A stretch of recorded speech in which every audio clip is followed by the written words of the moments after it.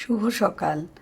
কেমন আছেন আপনারা? আজ অনেক দিন বাদে আবার ক্যামেরা হাতে, নিজের কিছু স্মৃতি আবার ক্যামেরা বন্দি করতে।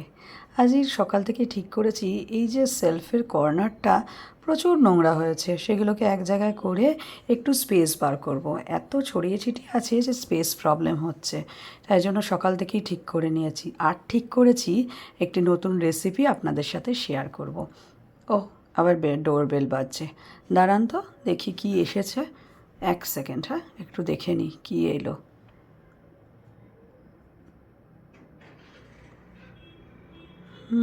ঠিক আছে। ও আচ্ছা, ব্লিঙ্কিটসে সকাল সকালই কিছু জিনিস অর্ডার দিয়েছিলাম। স্পেশালি যেটা অর্ডার দিয়েছিলাম সেটা একটু বাদে দেখাচ্ছি। কি কি দিয়েছি সবই দেখাবো, কিন্তু ওই জিনিসটার জন্য এতগুলো জিনিস এসেছে। চলুন একটু দেখিয়ে নিই আপনাদেরকে। আর এইদিকে গ্যাসে একটা জিনিস করছি, সেটাই হলো আজকের স্পেশাল রেসিপি। সেটি হচ্ছে সিম বাটা। দেখবেন তো আমার সাথে কার কার এই সিম বাটার রেসিপিটা মেলে। এই যে একটা সানরাইজের ওই কাশ্মীরি মির্চ, আর আছে আচ্ছা, এটা একটা পাস্তা সেজওয়ান চাটনি, যেটা ওই পাস্তা করলে একটু দিলে আমার ছেলে পছন্দ করে। আর এই যে এই হচ্ছে সেই জিনিস, গুড়, গুড়ের ডাস্ট যেটাকে বলা হয়। এটি দিয়ে চা খাওয়া হবে। অনেক কষ্টে বরকে রাজি করিয়েছি যে গুড় দিয়ে চা খাবো, চিনি ত্যাগ করব। মাকে বলতে মা তো শুনেই অস্থির যে আমরা আগে গুড় দিয়ে চা খেলে তখন লোকে আমাদের যা বলতো, এখন তোরা আবার স্টাইল করে গুড় দিয়ে চা খাওয়া ধরেছিস। আচ্ছা চলো, যা যা জিনিসগুলো কিনলাম বা আনলাম সেগুলো আপনাদের সাথে চট করে একটু ব্যাক ক্যামেরা শেয়ার করে নিই, ঠিক আছে? এই যে সব যেগুলো আমি আজ ব্লিঙ্কিটস থেকে আনিয়েছি, এই হচ্ছে একটা পান্ডা আটা নুডলস, প্রচণ্ড ভালো। আমি কোনো এটার অ্যাড করছি না, বাট যেগুলো আমি এনেছি শুধু সেগুলো শেয়ার করছি, আমি যেগুলো খাই। এই একটা গুড়ের বললাম না ডাস্ট এনেছি, এটা ফার্স্ট টাইমই আনলাম, জানি না কেমন হবে, খেয়ে দেখি কেমন হয়। আর এখানে ওই সানরাইজের যেটা কাশ্মীরি মির্চটা, আর এটা সজবিন।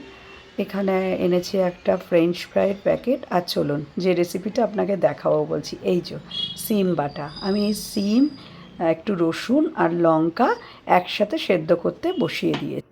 আচ্ছা, এখানে আমি সেদ্ধ করে সিমগুলো নাবিয়ে নিয়েছি, ঠিক আছে। আর একটু কাঁচা রসুন আর ধনেপাতা দিতে হবে তাতে। তারপরে তো নুন মিষ্টি আপনার স্বাদ মতন অবশ্যই দেবেন। আচ্ছা, এই হচ্ছে সেদ্ধ লঙ্কাটা, একটা সেদ্ধ, একটা কি দুটো, যে আর যেমন দরকার, লঙ্কা যেরকম প্রয়োজন সে সেরকম দেবে। আর সিমগুলো আমি গোটা গোটাই সেদ্ধ দিয়ে দিয়েছি। তারপরে যে সাইডের যে কর্নারের ভারী অংশগুলো থাকে না, দড়ি টাইপের ব্যাপারগুলো থাকে, শিটগুলো, ওইগুলোকে ছাড়িয়ে নিতে হবে, ঠিক আছে। ভালো করে ছাড়িয়ে নিয়ে এগুলোকে ভালো করে পরিষ্কার করে দেখে নিতে হবে কোনো পোকা টোকা আছে কি না। এই যে রসুনও দিয়েছিলাম, এই সেদ্ধ রসুনও যাবে, আর কাঁচা রসুন ধনেপাতা এগুলো সবই যাবে এর মধ্যে। রেসিপিটা আমার মায়ের কাছ থেকে শেখা, জানি না সবার সাথে কতটা ম্যাচ হবে, দেখা যাক। আর দেখুন এই যে সিমটি রয়েছে, আপনি যদি একটুখানি আলোর দিকে ধরেন না, তাহলেই বুঝতে পারবেন ভেতরে কোনো পোকা টোকা আছে কি না। মা আমাকে এইভাবে সিমটা চেক করে নিতে বলেছিল। তা যাই হোক, এইভাবে দেখে নিচ্ছি যে ভেতরে কোনো পোকা আছে কি না। না, বেশ ফ্রেশই রয়েছে, বুঝলেন, সব কটাই সিমই বেশ ভালো। যাই হোক, এদিকে আমি কড়াইতে তেলটা বসিয়ে দিয়েছি, তার মধ্যে দিয়ে দেবো এই যে শুকনো লঙ্কা। আমি ওই 1.5 মতন শুকনো লঙ্কা দিয়েছি, আমি একটু ঝাল বেশিই খাই, তাই জন্য আপনারা নিজের স্বাদ মতন দিয়ে দেবেন।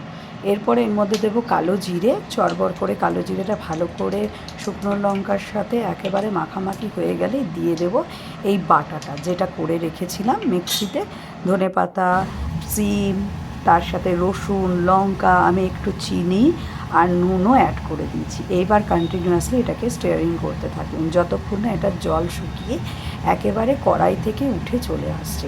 এটা করতে করতে দেখতে পাবেন অনেকটাই শুকনো শুকনো হয়ে গেছে। কড়াইতে নাড়তে নাড়তে এই হলো তার ফাইনাল লুক, একেবারে দেখুন কড়াই থেকে উঠেই চলে আসছে। আমি তো একদম মানে খাওয়ার জন্য রেডি। আর আপনারাও এইভাবে করে একবার খেয়ে দেখবেন তো কেমন লাগে। আর এই যে পাশে একটু ডাল বসিয়ে দিয়েছি, যদি শুধু বাটা দিয়ে না হয়। আর হাজব্যান্ড মাছ খায় না, মানে কিষাণু মাছ খায় না, তাই তাকে ডিম ভেজে দেবো। আর আমার মা বলেছে মাছ পাঠিয়ে দেবে। ব্যাস, এই দিয়ে দুপুরের রান্না সেরে ফেললাম। চলুন আমরাও খেয়ে নিই, আর আপনি ওইভাবে খেয়ে দেখবেন আর জানাবেন কেমন লাগলো। আজকের ভিডিওটা এই অবধি থাক, টাটা।